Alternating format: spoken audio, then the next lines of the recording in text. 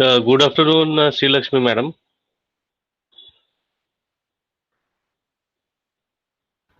Good afternoon, sir.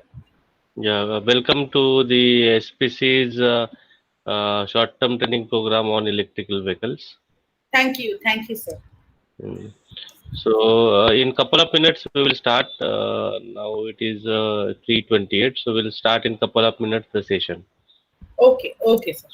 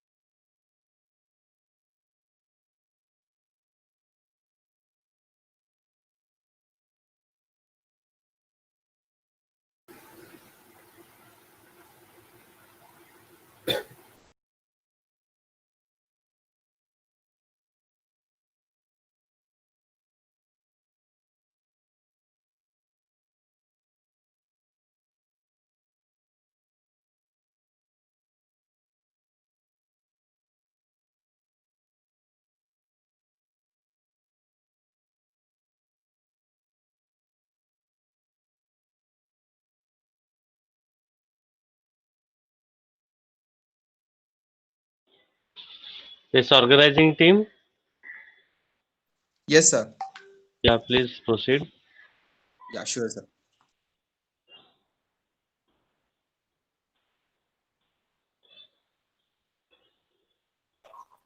Good afternoon to one and all. I welcome you all for the 8th session of this short-term training program on e-vehicles. Our today's eminent speaker is Dr. Shrilaxmi MP. She has completed her BTech in Electrical and Engineering College, Thrissur, Kerala in the year 2008. Then she completed her MTech from Indian Institute of Technology, Bombay, Mumbai. Her PhD from Indian Institute of Technology, Bombay, Mumbai in the year 2018. Her publications include Method and System for Providing Energy Optimum Control for Motor Drive System, written by herself and V. Agarwal. She has published her papers in esteemed journals and international conferences. Her areas of interest are power electronics application in electric drives, speed control of induction motor drive, and trajectory optimization in electric drives. Ma'am, now I would request you to further enlighten us with your session.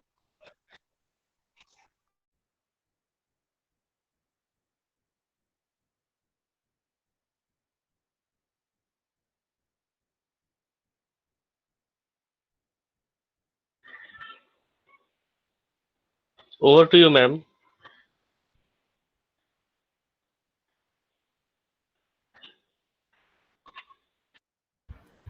Okay, so is my screen visible? Yes, it is visible. Please go in presentation mode, and you are audible too. Okay, fine. So good afternoon, all. Nowadays, there has been a lot of studies and researches on electric vehicle, and I am glad that the institute is also looking forward in improving their knowledge as well as understanding of the sector. Okay. So I also have been working on electric drives and electric vehicle for the past, say, 10 years or so as a part of my PhD work, as well as a part of the researches which is happening here at NIT Calicut, because of certain projects which are funded, and also because of the PhDs and other things which is happening. So electric vehicle is, of course, a very hot topic, and it needs a lot of engineering skills involved. It needs the involvement of a lot of people, a lot of different types of engineering skills for it to evolve. There are so many challenges when it comes to implementation of an electric vehicle as a substitute to IC engine systems. Okay, so we as an engineer, we as a researcher, we are all will be required to contribute towards solving some of these challenges which are there when it comes to the electric vehicle industry. Okay, so in this, I will try to slightly highlight on some of those challenges and some of the possible solutions for those which we have tried here. Also, the recent trends, etc. Okay, so I am from electrical background. So, but I understand that this is being organized by the mechanical department. So, if some of the keywords or some of the things which I say is not familiar to you, please ask me then and there. I can just clear it there. Okay. So I may be using as a part of practice. I may be using keywords which electrical people may be more familiar with, but if you have any doubts or if you need more clarity on that, please ask me then and there. Okay. So in this topic, we will cover a very wide thing, which is called as an electric drive, which is used in electric vehicles. Okay. So just to start with, you might have seen this, or you might have read about this many times if you are showing some interest in electric vehicles, but we cannot begin without knowing the history of it. So electric vehicles are not a very new technology, or it's not a very new idea. The first ever vehicle which was made in 1881 was an electric car. It was like a tricycle, which was run by a DC motor, and a battery was also there, and it was an electric vehicle. It was an electric car. Okay. Then gradually, if you see here, from 81 to 94 or so, the development has been very drastic, from a tricycle type of a vehicle to the Tama electric vehicle, which was developed in 1947. There has been very significant growth in the electric vehicle industry. But what has happened is, towards the beginning of the 19th century, there has been a very inrush of the petroleum industries, and people have started using those petroleum products, and they gained a lot of focus. That was mainly because of the reason that the battery technology, there was the electric motors were there, but it was not possible to control the speed of the motor efficiently. Then electric, for storage, batteries were there, but they were very, very bulky. Okay, so these technologies, electric motors, batteries, motor control, etc., were not very developed. They were very immature at that time. Then came the IC engine-based system, which was more mature than these technologies. And when we compare it with the space it requires, the technology it requires, all these things were really readily handleable by the people then, and therefore there was a shift towards IC engine from electric vehicles. Okay, and now in 2020 we are trying to move back because of many reasons.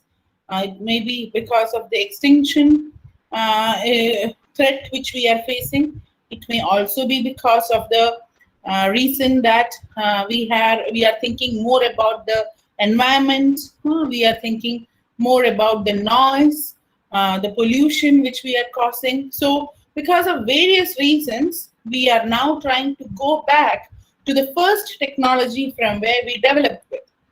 Okay, so in 2020, Tesla Model 3 was made. And even now we have a Nexon, which is an electric vehicle. Okay, and it has a very good power when we try to drive that vehicle, and the technology is more closer to the IC engine systems now when it compares to the passenger comforts and all. Okay, so what has happened now is when we try to move back towards the electric vehicle industry itself for various reasons, but now we have a lot of choices for electric motors. We have a lot of choices for the drive systems. We have a lot of choices for the battery storage systems. So we are going back to the very first vehicle technology with a better infrastructure in hand, with a better technology in hand, with a better understanding of various things. Okay, so once, because of that, what benefit we get is we can make a better electric vehicle, a better system, and we can make it compete with the existing transportation systems. Okay, so so from 1881, the technology has now developed up to this Tesla Model 3 car in 2020. So when we say an electric vehicle, it has an electric drive inside it. So what is this electric drive? So if you have some understanding of the electrical machines and drives, you will be familiar with this word drive. For the others, what we say as a drive is an electric motor whose speed and torque we are controlling.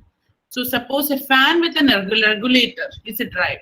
A fan on itself can only, if you connect directly to the 230 volt AC supply, it can only run at one speed. Then that's not a drive. It's a motor which is running. But when we connect it to an electronic regulator, through the control of the regulator, we can control the speed of the fan.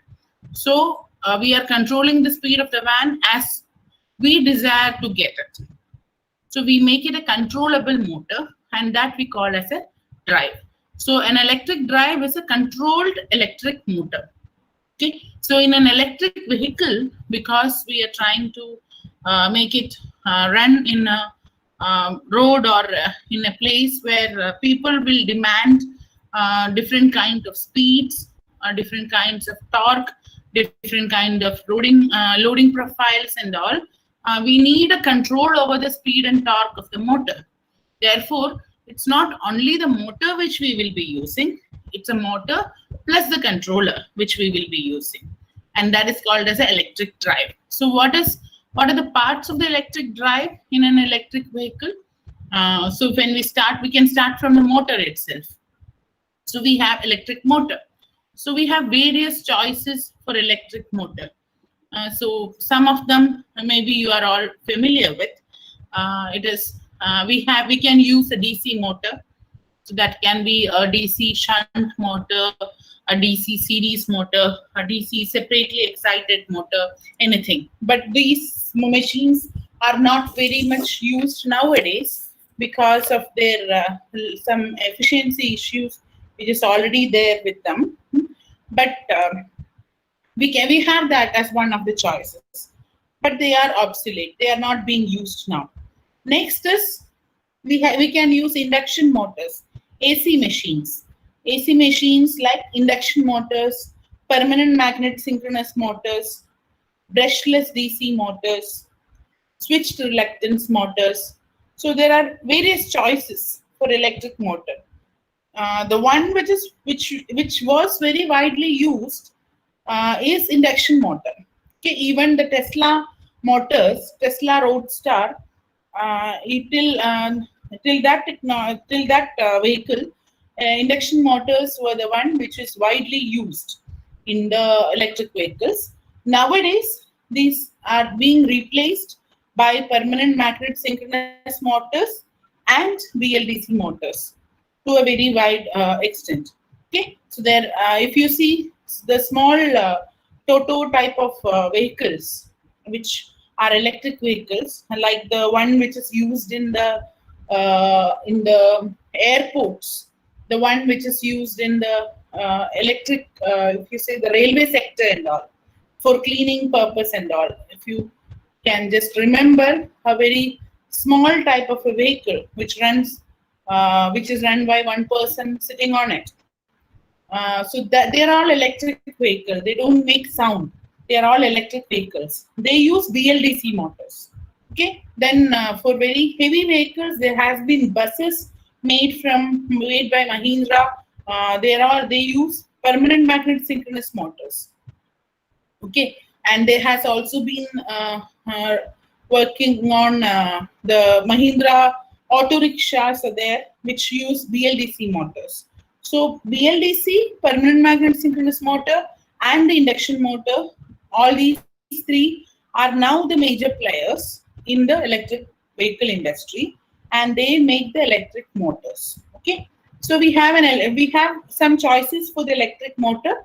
So depending on various things like what is the speed we require, what is the kind of terrain we are going to move in, what is the kind of loading we are going to make, we can choose one of these.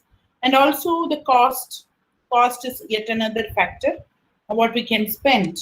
Depending on all these things, we can choose one of these type of motors, and that makes this part of the electric drive. Now, once the motor is selected, now we want the motor to give us the required torque and speed. So we need to control the voltage and current supplied to the motor. Okay, so the motor, as you know, will take an electrical input in the form of voltage and current, and it will give the output in mechanical way. So the one which we can control is the input. So whatever input you are giving, depending on that, the output will come. So when we have to control the voltage and current which is fed to the motor. So for controlling that, we have the complete drive system here, the heart of which is the inverter. Okay, so there is an inverter. The inverter is there because one reason is most of the electric motors which we use are all AC machines. Okay, and the way we store the energy inside the electric vehicle, we use a battery. So we store it in the form of a DC. So we need to convert the direct current to an alternating current, and for that we will need an inverter configuration. Okay, so there should be an inverter here, and this inverter will feed the required voltage and current to the electric motor. Okay, and it takes energy from the battery bank. Okay, now in between these two, we may have another converter which will be DC to DC converter. It will have input DC, output also DC, DC to DC converter. That is because sometimes the voltage ratings required by the motor may be very high. So suppose you use an induction motor here, the voltage rating it demands is around, say, I'll say it is around 400 volt. Okay, so the induction motor demands a 400 volt AC supply to it. To supply this 400 volt with a very high efficient inverter and its control algorithm, we should have a DC link of at least 650 volts. Okay, so 650 is a requirement. Now, this battery bank, the voltage of the battery bank, we cannot increase it to 650 volts or so. So what is the normal battery voltages you're all familiar with?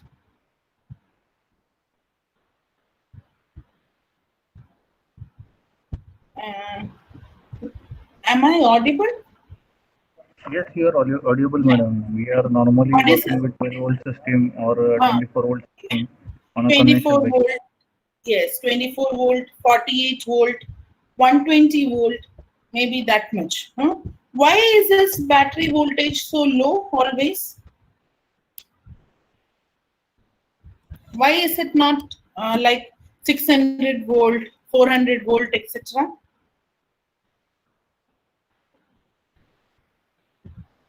Have you ever thought of it? To go for the such kind of voltage might be requiring higher capacities of batteries and which will add additional weight on the vehicle. So in that result, Yes. it might be designed in a such a way that to give required motor specification and accordingly means the performance requirement for the with respect to the battery applications are designed such a way. Okay. So as you will know, the batteries are made up of cells, and the cell voltage is limited to around 3 to 3.5 volt because of the technology used in these cells. Okay, chemicals used in these cells. We cannot go beyond that value. So when you try to make a battery pack of a cell, so you connect lot of cells in series to make a battery. And suppose, and all the voltage rating of these cells get added up to give the voltage rating of the battery. Now suppose the voltage rating of each cell is say 3 volt, and I want to make a 30 volt battery bank. I will use 10 cells in series. Okay, now suppose I want to make 300 volt battery bank. I will have to connect 100 such cells in series. Now what is the problem in connecting large number of cells in series?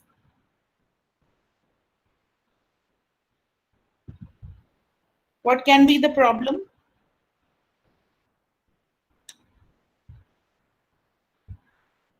So why do we usually avoid series connections? We prefer, so the household loads which we see, fan, light, etc., they're all connected in parallel. Why do we usually avoid a series connection? We prefer parallel connection. Why do you think? Good evening, ma'am. This is Sharath here. Yeah. What I think is because when we connect it in series, what might happen is when one bulb goes, then there will be no supply of the current to the Yes. other bulbs. So in order to avoid that, when one is damaged, we can let that be and we can use the rest of them. Yes, very much right. So series connection has a reliability issue.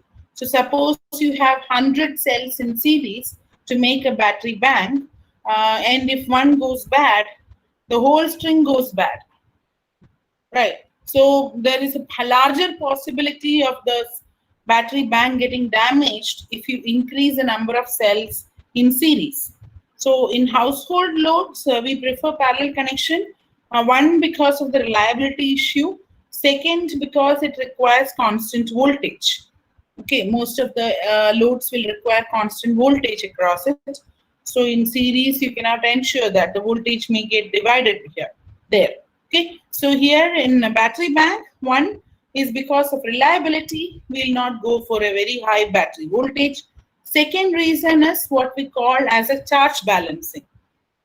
So when we see here, the cells are all made individually, right? And they are connected together. So howsoever efficient the machineries are and the chemicals we use and all the other schemes, no two cells will be exactly similar to each other. There may be some plus or minus tolerance in both the cells. Okay. Now, because of that, what will happen is when we try to charge a string of cells, some of them will get undercharged and some of them will get overcharged. So what will happen is sometimes you will see that across some of the cells, you will see something like 2.9 volts, and this extra 0.1 volt will come across another cell which gets overcharged. So that is called as a charge balancing issue in a string of cells. So when we have the charge balancing issue, the problem is that the one which gets overcharged will get damaged. Okay, so the control algorithm will not allow this to happen, and when this is not allowed, the string voltage will again come down below the rated value and will not get a high voltage. So because of the charge balancing issues as well as the reliability issues, we prefer to have battery voltages which is not very high. It can be medium. It will not be around 650 volts or so. So suppose just since we here high voltage battery is one which we will prefer here. Suppose we use a 120 volt battery bank here. Okay, still you need a converter to a DC to DC converter which takes direct current as an input and direct current as an output to convert this 120 volts to a 650 volt. Okay, so that boosts this voltage. That is what this converter is. And then an inverter feeding the electric motor.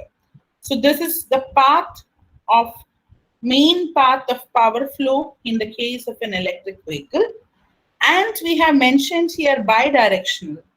That is because suppose the electric motor is getting regenerated. The energy in the electric motor is getting regenerated because of the braking. It may also be because of the downhill movement of the vehicle. It may be so many reasons may be there.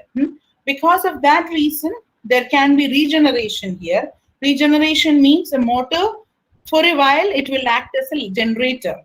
And the energy which we use for braking the motor, for reducing the speed of the motor, will help in generating power, and that power can be fed back to the battery. So that will help in increasing the efficiency. So to allow this reverse power flow, we need these elements to be bidirectional. So inverter is inherently a bidirectional converter. Okay, so inverter, we need not mention it separately that it is bidirectional, and this is a bidirectional converter. Okay, so the interfacing DC to DC converter should be a bidirectional converter which should be capable of supplying power in both the directions. Okay, now from the same battery bank, the converter can supply some ancillary loads as well, like the window screen going up and down, or wipers, headlights. All those can be ancillary loads which will be fed from the same battery. There are some vehicles do not prefer to have the same battery for both the main power line as well as the ancillary loads. We may have some other battery as well for these ancillary loads, but some do have. For the very small vehicles and all, we don't want to carry 2 or 3 different batteries, so we'll take it from the same one. Okay. Now, once the battery is there, we need to charge the battery. So for charging the battery, we need a charger here. Now this charger can be connected to the main grid by some plug points, or it may be either it may be connected to the household grids, it may be connected to a charging station. So there are various ways in which we can charge a battery, okay, which will be different when it comes to different types of chargings which we try to use, whether it is a fast charging, whether it is a slow charging, etc. So this part is yet another very big challenge which we have now, because we need to now make a charging system so efficient as a petrol pump, where people just drive in, fill the petrol, and come out maybe within 5 minutes or so.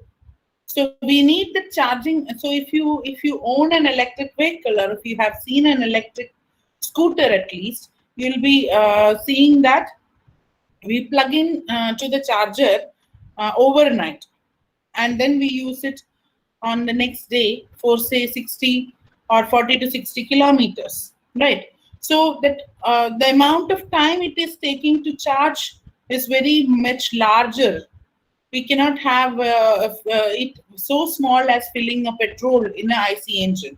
Okay, now when we try to increase the charging current, thereby decreasing the charging time, what will happen is there is two problems. One, it will deteriorate the battery. Okay, so the battery lifetime will get deteriorated. Second is it will affect the utility grid. We are trying to take a very huge current, say 100 amperes, 200 amperes, etc., and for a very small duration of time from various locations across the grid. That is going to affect the grid in a very bad way, and that is yet another a big challenge which we are going to face in the coming days. Okay, so the life cycle of the battery and the stability of the grid, both are going to be in trouble if we are going to go for a very high fast charging situation. So we need to find out solutions to do that. Otherwise, this technology, even though the motors have improved, inverters have improved, its control has improved, and we have a lot of schemes for that. Even though this part is very well done, we may be not very happy with this part of the vehicle, which will affect the evolution of electric vehicle industry. Okay, fine. So when we say that we are using an inverter, or we are using a DC to DC converter, we are controlling it, etc., what we mean is we are using a power electronic converter there. So all these come under the category of a power electronic converter. So what is power electronics? Power electronics is for those who are familiar with, you will be knowing that power electronics makes use of some semiconductor devices like IGBTs, MOSFETs and all to make a converter, which will, and the gating pulses of these semiconductor devices is controlled in such a manner so as to control the main power flow. Okay, so the gating pulse which we have to give is a very low power pulses, and so these low power pulses which we give to the gate of these power semiconductor devices is controlling a very high power flow from an input source to the load.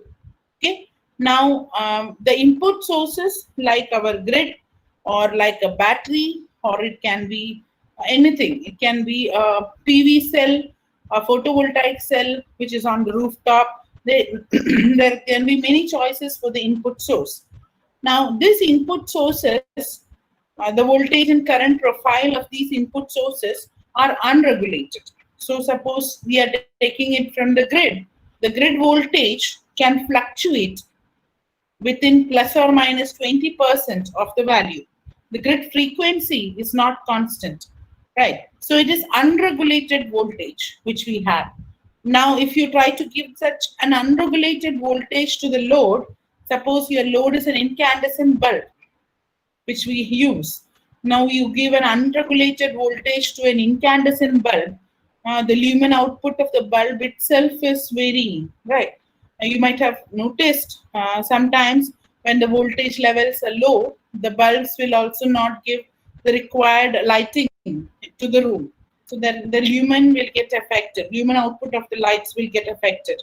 So we have to ensure that we give that rated voltage across the load to get the rated performance, right? So that means irrespective of the problems which is happening in the source part, we don't want the load terminals to feel that. We want the load terminals to get the required voltage, required current at required frequency.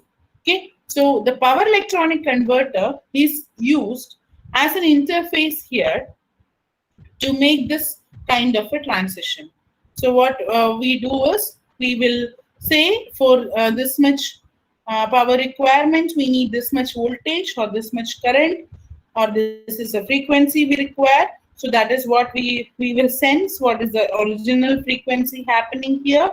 Then the controller will compare it with the reference, which is given by us. Say we are giving that always, irrespective of the input, we need the output voltage to be 230 volt. So this 230 volt is the reference here, and we compare the voltage with the reference. And once that is done, if it is higher or lower, then the gating pulses, the width of the gating pulses are adjusted, and which will adjust the power flow from input to the output, and that is how the complete system works. So this is called as a feedback loop in the power electronic systems. So from an unregulated input source, we give a regulated output. So in the case of a vehicle system, this is a battery bank which has the input in the form of a DC, low voltage, and we need the output as a terminals of the power supply to the terminals of the motor, right? And that needs to be AC at a particular level, at a particular frequency for the motor to operate at a particular speed. So from this DC input to the required AC output, we convert it through power electronic converters, which are controlled through some controllers. So mostly we use some microcontrollers here to control the power flow. Okay. So that is why we use power electronics. Another reason why we use power electronics is that they are lossless. So suppose from 100 volts, we want to get 50 volts. That is the requirement, and we have to connect a DC to DC converter in between. So we have a lot of choices for DC to DC conversion here. So one of them is by using another resistor in series. Yes, if you use the same value of resistor, you will get 50 volts here. There is no issue at all. But the problem here is that this is a very lossy system, and we are losing a lot of energy here just for reducing the voltage, because resistors dissipate energy. So it's not a good engineering solution. Again, if you can use a linear regulator, that is also not a good engineering solution. Now another thing which we can use is a switch. So once we use a switch like this and switch it at certain frequency, then the average voltage we can make it 50 by making T on is equal to T off. And once you do that, you will get an average voltage of 50 here. And because it's a switch being used, there are no resistors, there is no dissipating element here, there is no power loss here. So this is one good solution, and this is the basics of a basics of power electronics. So instead of this switch, we use power electronic devices, semiconductor devices here. Okay. Now we don't want to feed a voltage which is pulsating like this to the load. So we will have to filter it out. So we can connect an LC filter across the output. So this is one type of a power electronic converter which we can use. Another reason why you prefer to use power electronics is because ideally, as I said, it uses devices like power semiconductor devices, it uses inductors, it uses capacitors, it uses transformers, etc. All these devices, if you see, is on itself, it is ideally lossless. So we prefer to use lossless devices to interface between the input and the output. Okay, so when we choose in resistor as one of the element, it is not inherently lossless. So it is not a power electronic converter. Okay, so power electronic converter cannot use a resistor in it, but a power electronic converter can use a capacitor because the average power across a capacitor, power dropped across a capacitor is 0. The average power dropped across an inductor is also 0. So there is no, what a capacitor and inductor does is it just buffers the energy. It does not dissipate anything. So there is no loss happening. Same is the case with the switch. In the case of a switch, what happens is when the switch is on, the voltage across the switch is 0 and the current is there. But the power is voltage into current, which is 0. Again, when the switch is off, the current through the switch is 0, there is voltage. So again, the power is 0. So ideally, even when it is on or when it is off, the switch is a lossless element. Okay, that is, as power semiconductor switches which we use, IGBTs, MOSFETs, and all, are ideally lossless. Inductors, capacitors, etc., they're all lossless elements. So because of these, we do prefer using these elements in our circuit, and that will actually help in making the converter efficient, and that is what we call as power electronics. So when we go to an electronic system, not a power electronic system, it's a pure electronic system, then we may not go for these elements. We can prefer having resistors as voltage dividers and all, because the power level you're handling in electronic systems are very, very small. They may be 1 watt or maybe milliwatts, etc.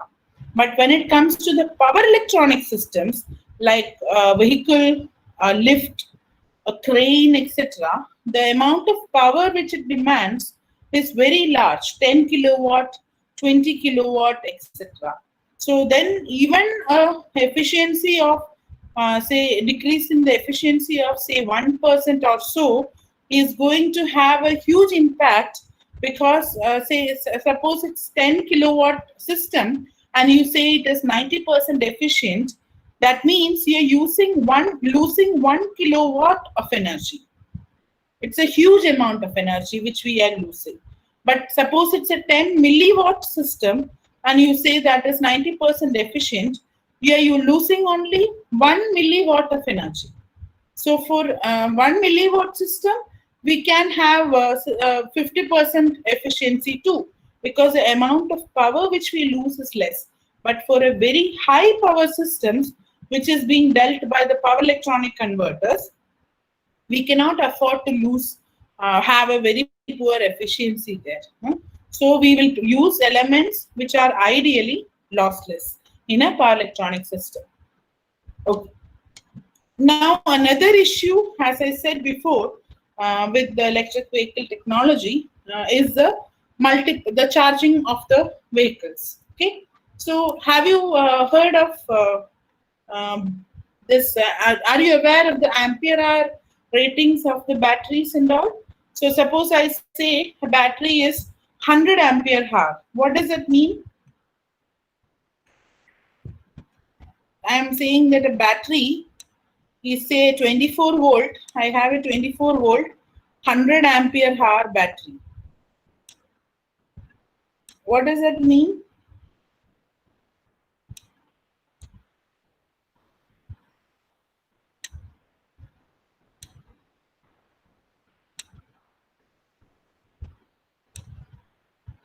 Can anybody just? Hello. Ma'am, I audible? Yes, yes. Ma'am, this battery can be discharged within 1 hour with the discharge current of 100 ampere.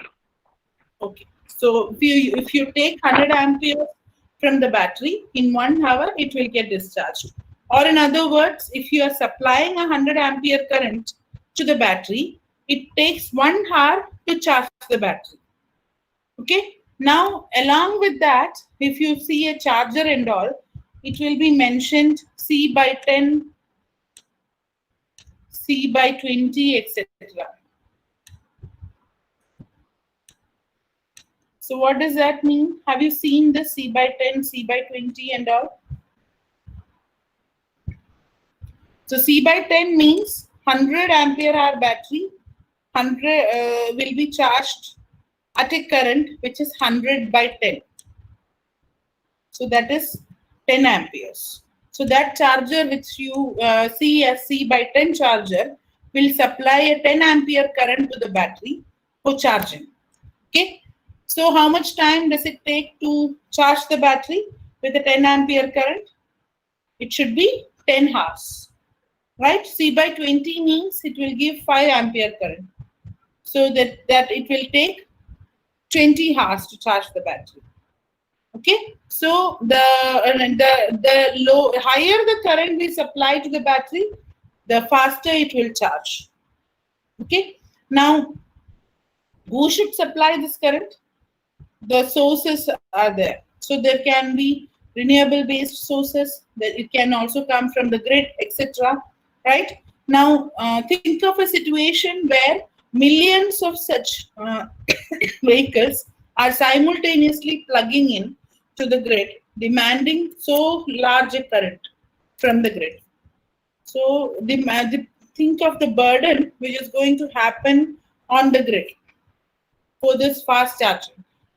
So we'll see that the grid is going to get affected very badly. Another thing is these systems may also not be taking current in the form of a sinusoid. So it will be so if you see the current taken by a CFL lamp, or maybe the electronic chargers which you use for mobiles and all, if you use a very local made chargers, you will see that for a voltage profile of this kind, the shape of the current it takes may be like this.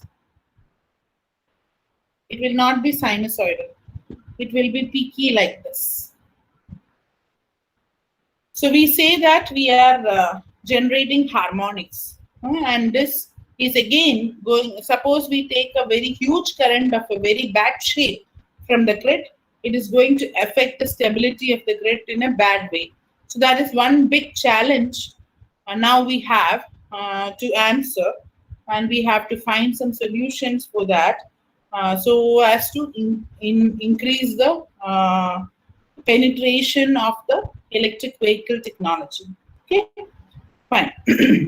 Now this again, what do you think is the weight of the battery bank in an electric vehicle?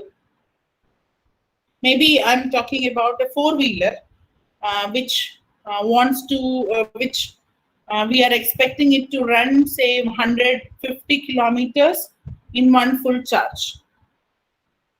So for that system, how much do you think is the weight of the battery bank it carries? This is the battery bank. Hello, ma'am. Is it up to 300 kg? 300 kg, yes. It will be around 250 to 300 kg of weight for a 150 kilometer drive in one full charge. Okay, that is the only aim we have. Now, suppose I want to make it 300 kilometer drive, I will have to increase the battery size. I'll have to make it say 600 kilograms. Now, the problem here is that this, say, 250 or 500 or 300 kilograms of battery which is there in the vehicle is actually a load to the vehicle. Now, if we can improve the battery technology and reduce the weight by, say, at least 50 kilograms, then that itself will be improving the overall performance of the vehicle, because we are reducing the load of the vehicle, the continuous load of the vehicle, by 50 kilograms. So that is another big challenge which we have, which we call as energy density of the battery. So I want to improve the energy density of the battery. Or one is I can improve the energy density of the battery. Second is I cannot afford to lose energy in these elements, in the devices which I use to convert the energy stored in the battery to the mechanical output. Okay, I cannot prefer to have any losses here, because if I say that this is only 70% efficient, I'll have to carry more battery bank here to drive 150 kilometers, right? So I want to use a very efficient system as the power electronic interface, as an electric drive here. Okay, the motors which I use should be highly efficient. The converters which I use should be highly efficient. Everything. So that is yet another big thing. Yet another kind of challenge which we have is about the energy density of the battery. Okay. Now, when we move from IC engine to the electric machines, inherently it has higher efficiency. So the reason being that you don't need a lot of mechanical translation elements between. So the motion which is made by a electric motor in itself is a rotating motion. So we don't need to convert a linear motion to a rotating motion, etc. So that actually helps in avoiding a lot of mechanical translation elements in between, thereby increasing the overall efficiency of the system. So for an electric motor, you can expect an efficiency of around 90 to 95% if it is a well fabricated motor. Okay. So, but for an IC engine, we cannot expect that. You may be already familiar with. And also, if the power electronic converter is controlled properly, and if the motor is developed in proper way, we can think about avoiding the gears in the case of an electric motor. So there has been a lot of researches on polyphase, different types of motors, polyphase induction motors, etc., in which we can just get rid of the gear system, which is yet another lossy system in the vehicle. Okay, fine. Now the choices of the vehicle, as I already said, it is around. We have induction motors, PMSM, SRM, and BLDC motors. So out of this, induction motors, permanent magnet synchronous motors are the one which is very widely used, and also for the applications where the speed is very high and the torque requirement is low, we will use BLDC motors. Now you will already be familiar with the DC motor. So for a DC motor, we have the problem with the DC motor is that we have brushes and commutators. So that causes a lot of wear and tear in the system. So we will not prefer using that. That's why it is replaced by an induction motor. So in the induction motor, we have two rotors and stators. Both of them are actually having some windings in it, and because of that, there is no requirement of brushes and commutators, and they are all self-starting. So we don't need a stationary supply to be given to a rotating system here, because the rotor which rotates will actually get the supply through induction. That's why we call it as an induction motor. Okay, so we don't need to have any brushes or commutator arrangement here, which makes the system very less lossy, and they are more rigid when it comes to the technology wise. Okay, that's why induction motors became very, very popular.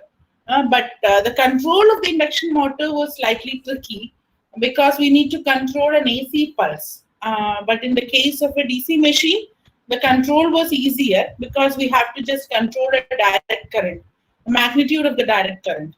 But in the case of an induction motor, we have to control the frequency, we have to control the amplitude, so there is multiple things we have to control, and that becomes slightly more complicated. So induction motors started to be used widely in drive industries only after, say, 1960s or so, when the power electronic converters, the technology of power electronic converters became really very popular.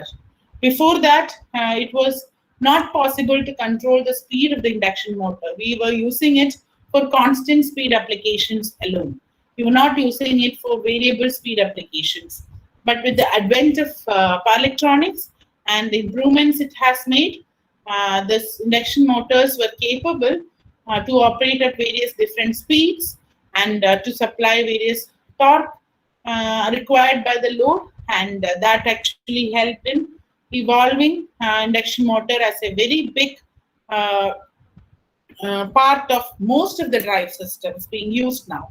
Now, now thinking about the complexity of control of the induction motor, we want to reduce that complexity. So in that perspective, some special machines like permanent magnet synchronous motors, this is BLDC motor, all these were developed. They are all having kind of a simpler control when we compare it with the with an induction motor. So that makes it more adaptable to such industries where the control becomes easier. Okay, and this is switched reluctance motor, where we don't have a winding in the winding in the rotor. So we just have a kind of an iron bar which makes the rotor, and the reluctance of the magnetic field is adjusted by changing the current flow in the stator windings to make it rotate. So that is switched reluctance motor. This is not being used very widely because it has a very poor power factor. So that it is even the control of it, the fabrication of it, etc., are being researched and they are being improved. But still now they have not come out as a big player in the case of the drive industry. Okay, so that is the part of the electric drive which we have already seen here. And after, as I said before, after 1970s, AC motors, that is induction motors, were used for speed applications. So there may be another type of an AC motor which you might have heard about. They're called as synchronous motors, but they're not used as a motor usually because they're not self-starting. Okay, so synchronous motors are also need a supply of DC given to the rotating system, which needs the brushes and commutator arrangement and all, and that again adds to the complexity and decreases efficiency. So because of these reasons, they are not used. So when we say AC motors, usually we will think about induction motors alone. So induction motors were used in most of the applications after the semiconductors devices were introduced in 1950s. Before that, it was used only for fixed speed applications. For variable speed applications, DC motors were used, like our traction system, the train and all. It was DC motor which was used. Nowadays, it is getting replaced by induction motors. Okay, after 1980s, with the vector control and other power electronic controls which was developed, people started using AC motors widely in very high power applications as well. And also the cost of the induction motor, the cost of the microcontrollers, the cost of the power electronic devices have all decreased. So that also helped in evolving this technology. And after 2010s, the special machines like the permanent magnet synchronous motor, BLDC motor, etc., has become popular. So what do you think is a motor used in a watch, the clock?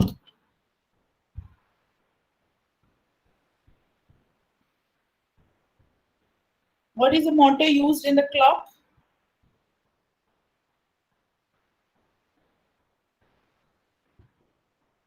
Anybody?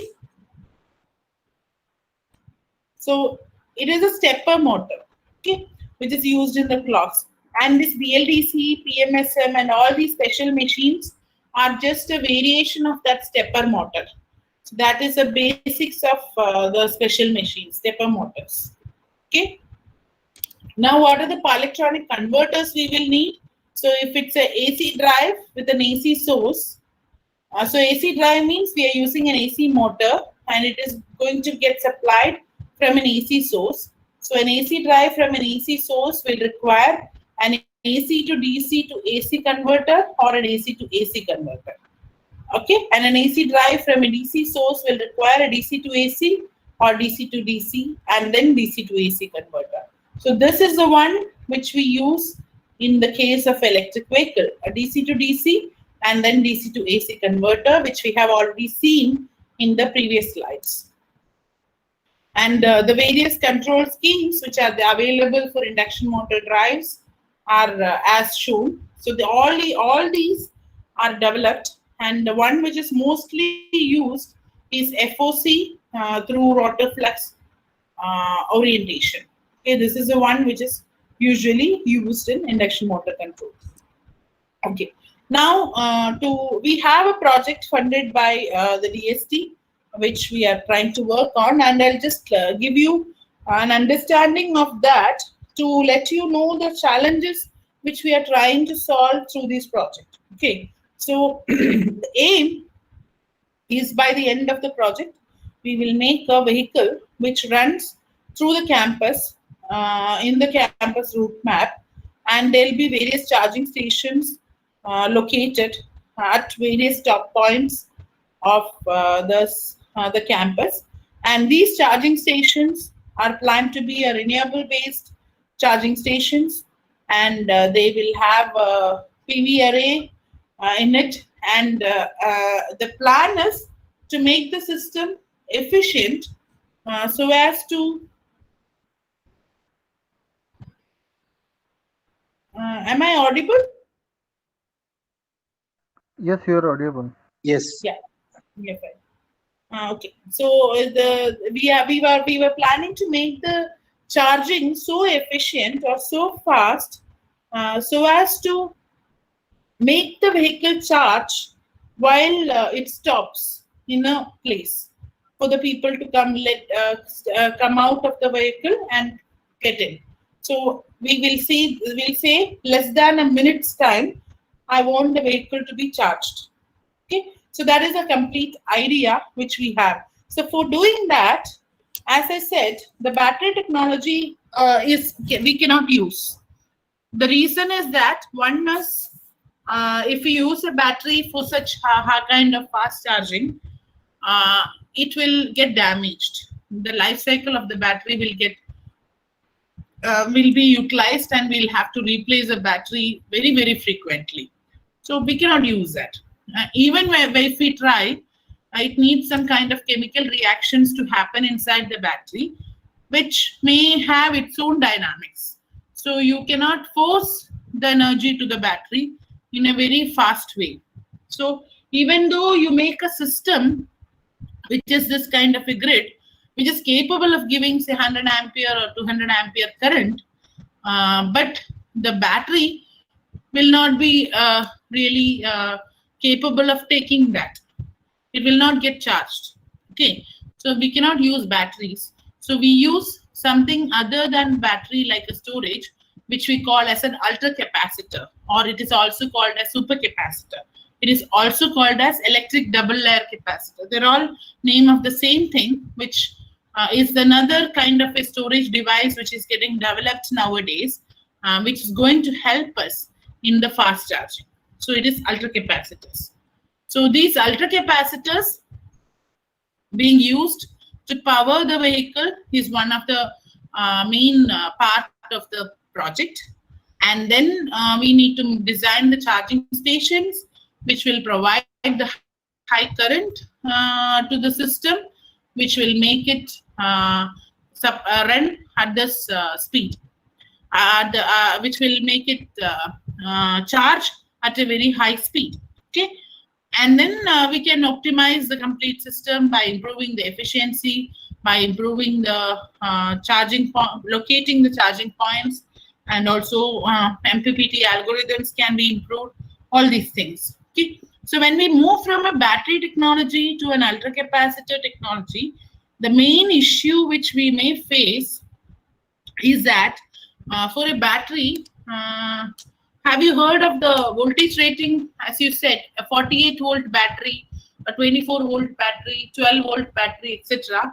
They are called as a voltage rating of the battery, which is a nominal voltage of the battery. Okay, that is a nominal voltage rating of the battery. Now, if you want to supply, if you charge the battery, the voltage across the battery which is fully charged, in which if you see the data sheet of a battery, that will be mentioned. That is called as a maximum voltage of the battery.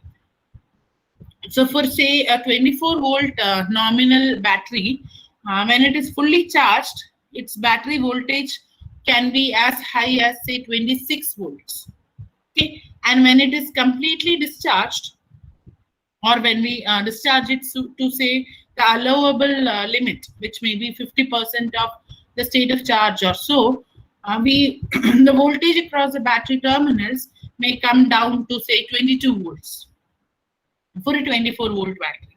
So there is a minimum voltage and a maximum voltage and a nominal voltage for the battery, and the range of variation is not very large, from 22 volts to 26 volt. That is the only variation we have for a rechargeable battery, if you see here. But for a ultra capacitor bank, which is mainly having a features of all the features of an electrolytic capacitor, the voltage across the terminals do get reduced in a very large way. It gets reduced drastically when it is charged, and it gets increased when it gets charged. So this can be from say around 15 volts to 48 volt while charging, and 48 to 15 while discharging. Okay, so that is going to affect the complete system, because this input voltage is going to fluctuate in a very wide range. So we don't want the input to the system to feel this kind of fluctuation. So we use another DC to DC converter in a closed voltage control mode, which will not allow the system, the electric vehicle system, to see this kind of change in voltage profile when we use ultra capacitor as a substitute to the battery bank. Okay, so that is yet another thing which we will have to develop along with the ultra capacitor in this. Okay, now the options, as I said, available in electric vehicles are we can use batteries, ultra capacitors. Then I think you might be familiar with the flywheels and fuel cells. So flywheels and fuel cells are not very frequently used, but ultra capacitors and batteries are being used in a very wide way. So when you come to the battery technology, the available choices for the battery technology is lead acid battery, nickel battery, or lithium battery. So when we see the one which is cheapest among this is the lead acid one. They are easily available too. But the one which is efficient is the lithium ion battery. So for most of the vehicle systems being developed now, they prefer using a lithium ion battery, which is having a high efficiency and the highest energy density among these three. Okay. Then also another thing which we will usually look in the case of a battery technology is a self-discharge rate. So the lithium ion has the least self-discharge rate. Okay, but the problem with the lithium ion is that it has a low recycling value. You cannot use used lithium ion again and again. So that is one issue which we face. So if you see the certain vehicles which has come out from 1996 to 2020, yeah. Sorry to interrupt you here, ma'am. My question is, now that lithium recycling has no value, I can say it's not possible to recycle. In that case, then we have the lithium which will be dug will be, it has a certain limit. So it's not like it's completely available, just like solar power. So then how is it possible to grow constantly with this, ma'am? Yes. So that is one thing. So we need to think about some other kind of a storage application as a replacement to the lithium ion. Or so now, if you see the Tata Nexon, which was developed in 2020, it uses a lithium polymer. It does not use lithium ion. So that has slightly a better kind of a life cycle when we compare it to a lithium ion battery. Okay, so see, that is one problem which we are facing. But now if you use a supercapacitor, say as a replacement to the lithium ion battery, then the life cycle of a supercapacitor ideally is infinite. So we can use it for say a longer duration, say 50 to 60 years, as we compare it with a lithium ion battery, which may be having 15 to 20 years of lifetime. Okay, so we need to improve the battery technology, storage technology. We cannot think about recycling it or improving or using the same thing again. We'll have to find out some other chemicals, some other different ways of improving that. Okay, I hope it clarifies. So if you see here, for various vehicles which is being used nowadays, the kind of batteries which were used. So if you see from after 2008, from Tesla Roadster and all, people started using only lithium-ion batteries because of its efficiency. And now in Tata Nexon, lithium polymer batteries are being used. Okay, and we see the pack voltage of the battery. As I said, we cannot increase it to a larger value, but if you keep it less, then there are problems like the supply to the motor terminals will need another converter, DC to DC converter in between. So we want it to be slightly normal range. So in Tata Nexon, it's a 320 volt battery pack which we use. Okay, and the motor rating is around 30 kilowatts is the motor rating which is used, and it uses a permanent. So this is not a kilo rated energy which is stored in the battery is 30 kilowatt hour, and the permanent magnet synchronous motor is the one which we use, which is 95 kilowatt motor. That is the one which we use in a Tata Nexon. Okay, so you can find out from here how much time it runs with the rated power the battery drains for a Tata Nexon. So how much kilometers, thinking that this average speed is around 50 kilometers per hour, you can check how much kilometers in one charge cycle it can move. Okay, now this individual cell voltage is around 3.7 here. So there are around 100 cells connected in series to make 320 volt battery bank. Okay, now the challenges of the series connections are there, and that we'll see now how we can solve those problems. So lithium-ion batteries, there are many types of lithium-ion batteries being researched, and each of these have its own advantages and disadvantages. So I just want you to get familiar with this terminology and not go to the in-depth of each of these, but mostly these are the different lithium-ion batteries which is being researched, and some of them have a good recycling capability, some of them have a slightly higher efficiency, some of them can be having a slightly higher power density. All those things are there. Okay. And now, as I said, we have to think about some replacement to the lithium-ion technology, and supercapacitors or ultracapacitors, or we can call it as electric double-layer capacitors. That actually comes out as one good player to replace batteries. So when we compare the supercapacitor with battery, the only problem with the supercapacitor is that it has a very low energy density.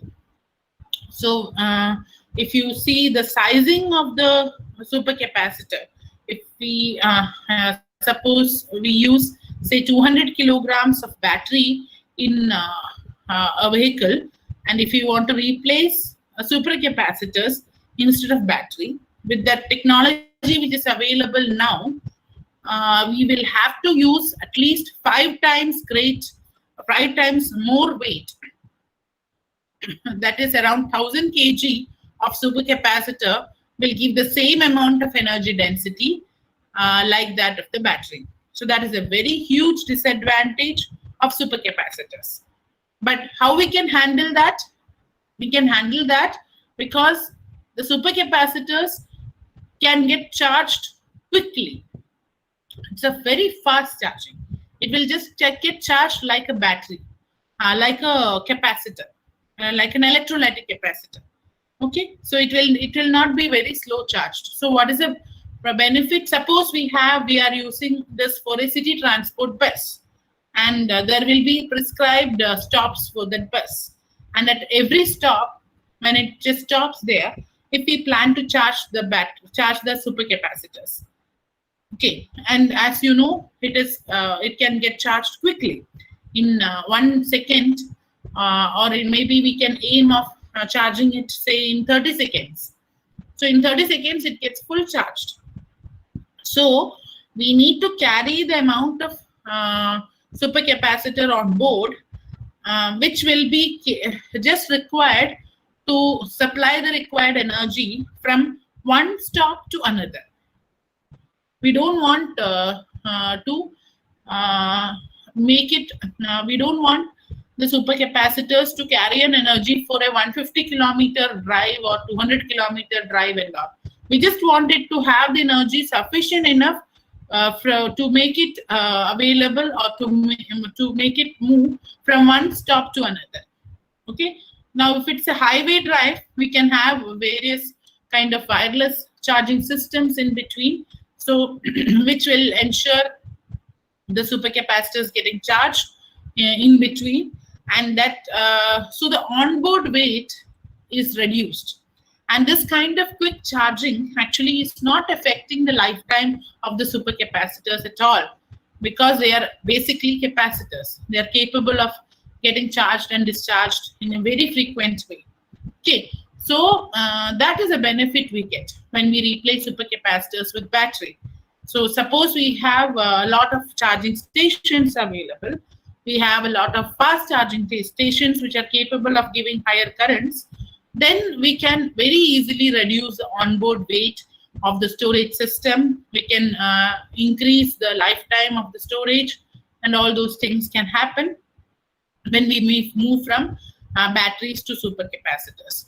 So that is what the focus of the project which we do here, and that is actually the focus of many other researches which is happening now in the electric vehicle industry. People try to use supercapacitors either as a replacement to batteries or in hybrid to batteries. They use both batteries and supercapacitors. Batteries for the reliability issue and the supercapacitors for fast charging. Okay. Now, the problem here is again with the supercapacitor cells, the voltage levels are limited to around 2.5 to 2.7 volt is a limitation.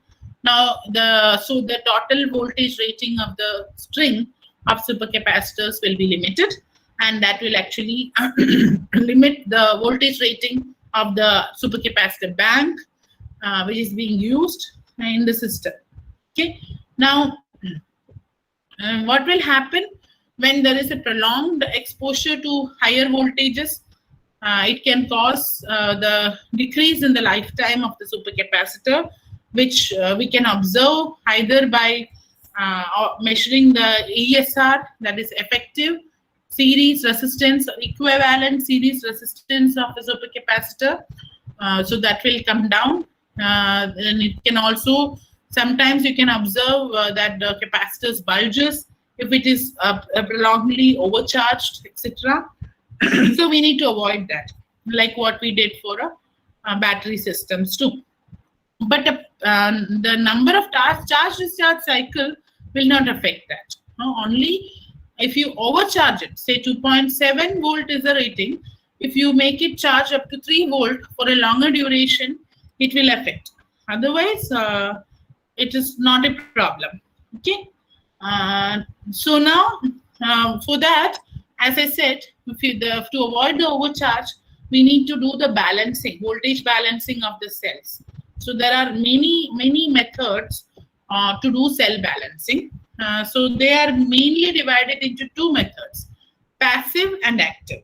So passive methods are actually a dissipative methods because they use some resistors connected in parallel and all, and that will dissipate energy throughout, and that is not an efficient method. So there are dissipative methods which use resistors and Zener diodes across the supercapacitors. And then there are active methods which don't use resistors or Zener diodes. So they does not dissipate any energy. They just, suppose one supercapacitor is 2.8 volt, another one is 2.6 volt. Through the converter, power electronic converter connected as an active balancing circuit, the energy from 2.8 volt cell will be drained and it will be fed to this 2.6 volt cell forcefully. Okay, so that all of them becomes 2.7. So there is no loss of energy. It just takes that energy from one cell and give it to the other. So they are all called as non-dissipative methods, and there are various different non-dissipative methods available in the literature, and they have different kind of complexities, different types of number of switches and windings, etc. being used. So inside a ultracapacitor bank or even in a battery bank, you will have battery cells connected in series, and one of these active balancing schemes maintained, which will ensure the charge balance in the battery bank. Okay, so some of those schemes are these, which uses an inductor and a switch across it for equalizing the battery. So each of them have its own benefits and its own disadvantages. So we also tried to propose an active balancing scheme, which was kind of having the advantage of lesser number of elements being used in it. So that actually helps in reducing the size of the bank. And that is very important because we are going to carry the bank on the vehicle. So that was one focus which we did. So if most of those circuits uses, say, N or N plus elements, the one which we tried to propose and we have validated used only N by 2 number of switches, and there was lesser number of windings and lesser number of magnetic cores which was used. So that actually helped in making the system very compact.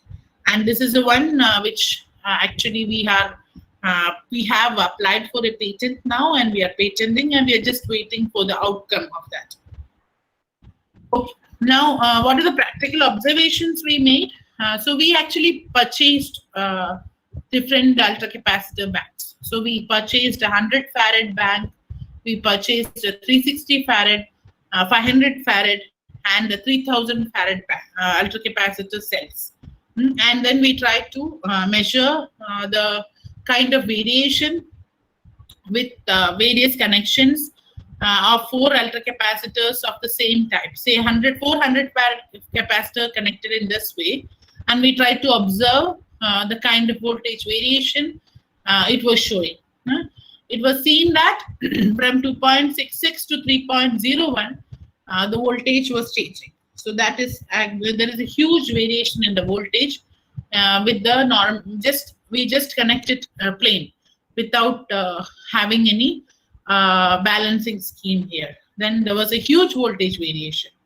Okay. Similarly, for other systems too, 2.31 to 2.7 was the voltage variation.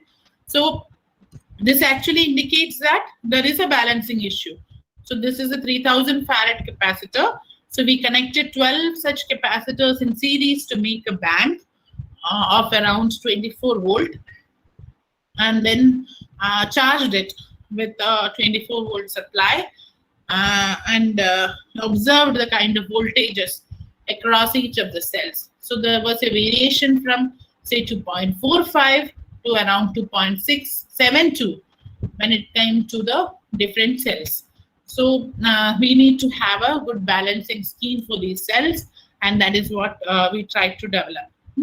Again, so this balancing scheme which we developed was also validated, and it was observed with before balancing the voltage levels were like this, and after balancing all the voltages actually became the same, and we could observe that the balancing network was working fine. So it made use of a coupled inductor technology and some power electronic switches in it, and its closed loop control, and it was working fine. With this balancing scheme, as well as the ultracapacitor bank which we have developed, we made an ultracapacitor bank of 12 cells, and then we used it. So we have an electric vehicle developed in our lab, which was run by a lead acid battery. You can see the lead acid battery here. Then, so that was around 24 volt rated battery with the 135 ampere hour rating. And we disconnected this battery and we connected our battery bank, the ultracapacitor bank which we fabricated with this 3000 farad ultracapacitors and the balancing scheme. And then we validated the performance of the vehicle with this ultracapacitor bank. And it was observed that the performance of the vehicle was very much not the same when we use a ultracapacitor bank instead of battery. So it just gave us a lot of confidence that we can replace the battery completely with the ultracapacitor bank.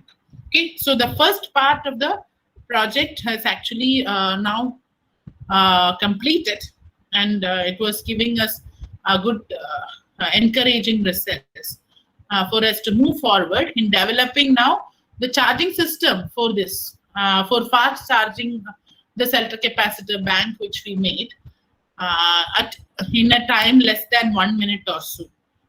Okay. So with this, I'll just end the session. I think the time is also up. Yeah. So I can take up questions now if you have anything to ask, or if you want to know anything more, you can ask now. Is any questions from the participants or any discussion needed? Madam, Yeah. there is. Yeah, may I Please go audible? Yes, yes. Yes, you are audible. Yeah. It's very nice sessions and is insight about the practicals. So one my simple questions related with the battery. So Yes. madam, you are explain the battery. There are two methods present for the charging the battery: fast method and the slow method. So my question is Yes. related with the fast and the slow charging. If you go for the fast charging, then is any effect is present on the battery life?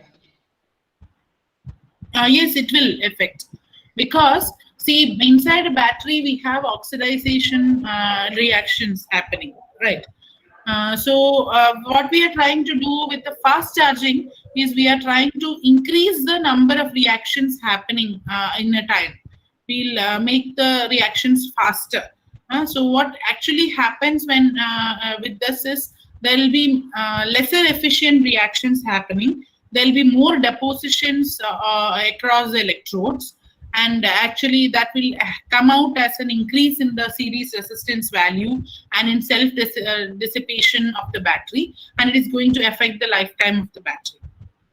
So is any data is available about this comparisons of fast charging and the slow charging? So means one battery having the slow charging for the number of cycles, Yes, and the another yes, battery having the fast charging with the number of cycles. Is any Yes, type yes. of data available? Yes, we tried to do these two things with both the ultracapacitor bank and with the battery. Okay, so we tried to charge a battery at 10 amperes and also at 2 amperes. Okay, so for 2 ampere constant current, the charge it took a long time for it to charge. But with 10 amperes, we could see. So what we were observing as a state of charge was the voltage level. So for 10 amperes, we observed that it was charged fast. But after a while, say 5 or 10 minutes, when we tried to measure the state of charge of the battery, it came down to around 80 or 75% from 100%. So what was happening inside this, there was charge reallocation. So what we observed while we charge it fast with 10 ampere, what we observed was a pseudo charge. It was not the original charge of the battery. It was showing 100% state of charge, but that was not a, that was a pseudo thing which we observed. So when we tried to see after say 5 or 10 minutes, it came down to say 75% or so. So the one method which we can adapt here is kind of a pulsed charging. Like we give high current and then 0 for a while, again high current and 0 for a while. If you do that kind of a pulsed charging with a high current, that can actually help in making this charging more efficient when it comes to a fast charging system. So that is one solution which we can think. Yeah, thank you, ma'am. Very good, thank you.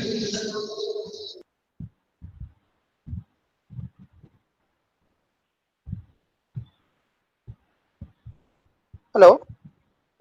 Yes. I am audible. Yes, yes. Yeah. Thank you, ma'am. First of all, thank you for your such a wonderful session. I have a small query related to the heating issue. Actually, suppose if I'm let's say I use a battery for one complete charge in a vehicle. Let's say I made a small vehicle and I'm using, and I have to predict or I have to check the temperature variation. Then, ma'am, how it is possible to do that? Is any idea? Can you give it? A temperature of the battery. Yes, ma'am. Okay.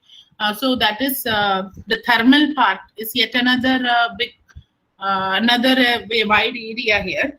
So one way in which we can monitor is like what we do for the state of charge. We can see the kind of current we are supplying to the battery, and we can from these current and voltage levels, we can calculate from the battery parameters what would be the temperature of the battery indirectly, and that will so that we can use that data to understand the temperature. But I think in most of the battery banks there is a temperature sensors kept inside at various locations, which actually gives the data of temperature, and if it is above certain limit, it will automatically stop the charging or discharging of the battery. Okay, so normal calculations we can do, but the battery parameters may vary.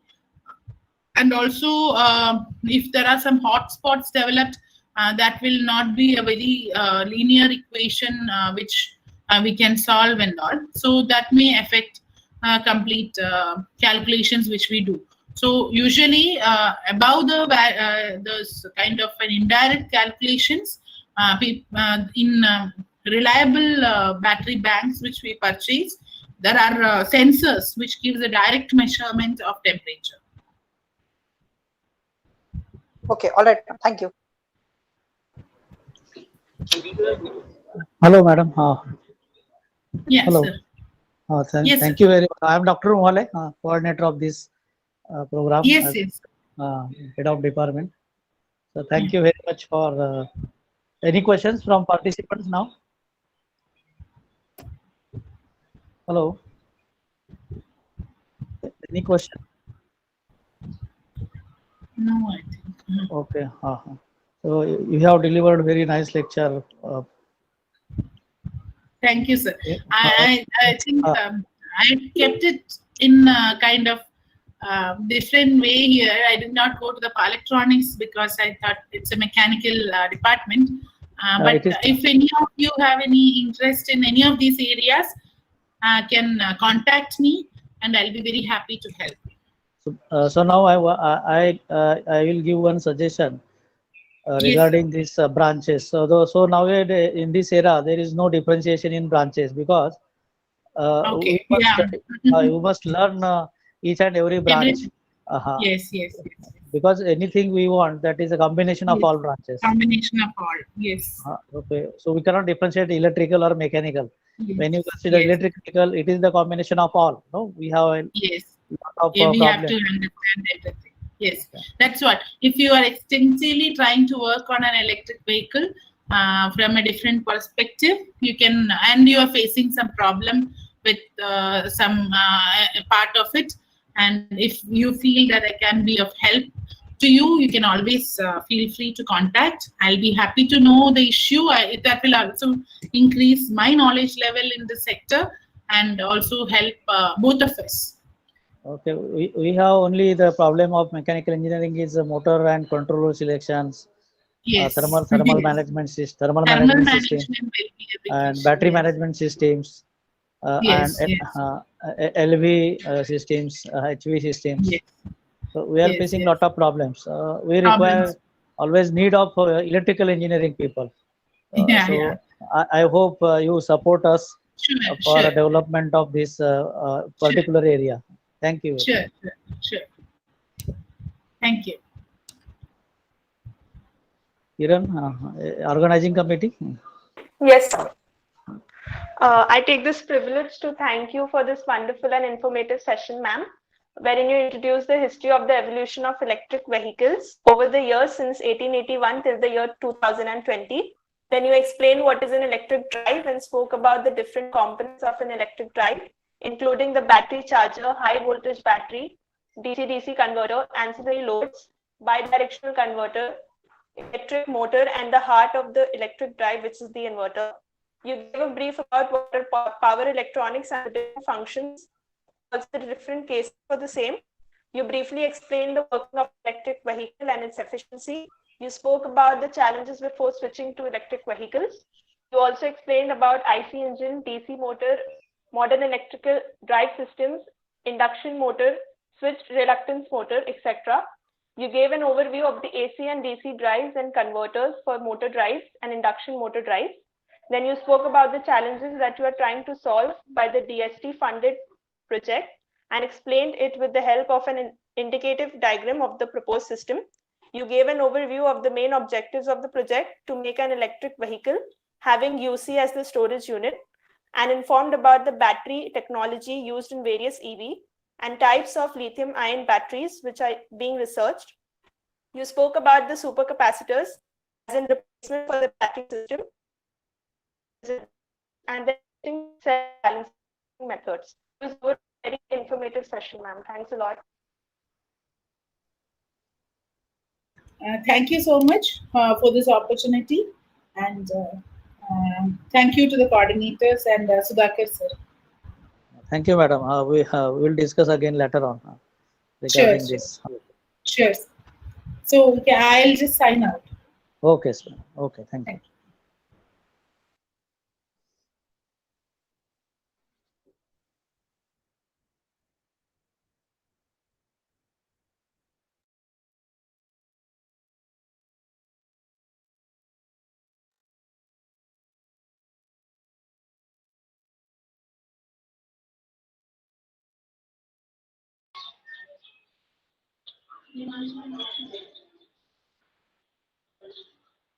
All the participants, tomorrow we will have session at 1 p.m. by Dr. Abhijit Dikalwar, and then the second session will be at 3:30 p.m. By Dr. Sudhakar Umale sir. So stay with us. The feedback link is available in the chat box. You can fill the feedback form. Thank you very much to all the participants. Thank you.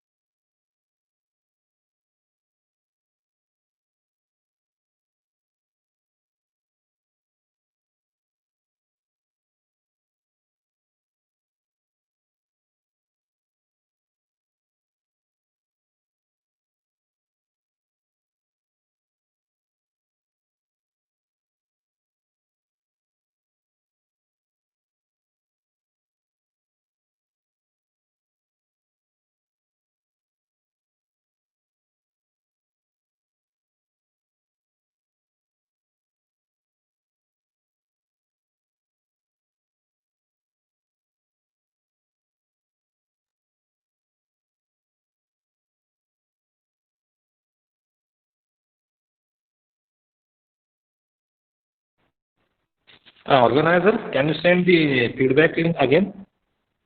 If organizer is present in this group.